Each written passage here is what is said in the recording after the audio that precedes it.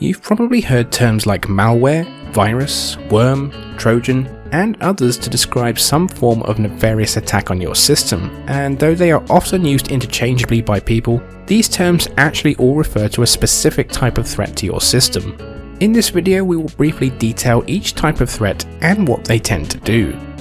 Malware is the actual go-to generic term to describe all the aforementioned forms of dangerous software, and the term literally just means malicious software. Though the term virus is often used interchangeably with malware, it is a specific type of threat.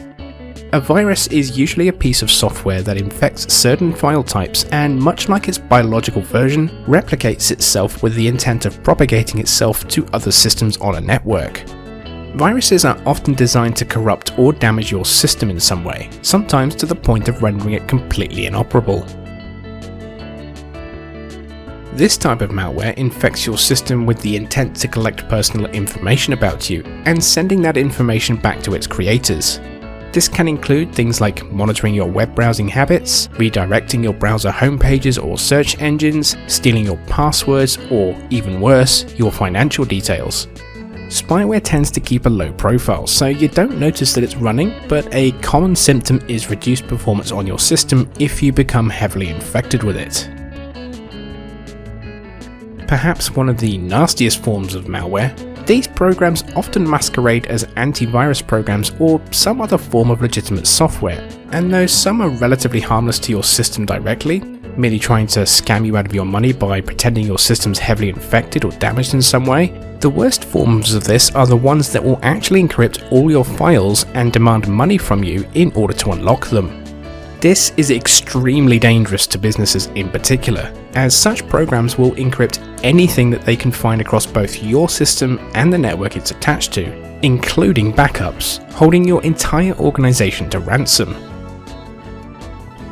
Trojans are innocent-looking applications that contain malicious code with the primary intent of opening a backdoor to your system that someone can access and take direct control of.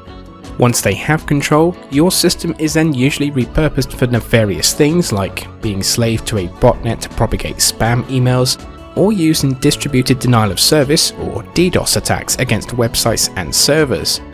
DDoS attacks are commonly used against businesses and governments as a way to disable services and even knock servers offline as they're flooded with data, and are considered a direct form of cyber warfare.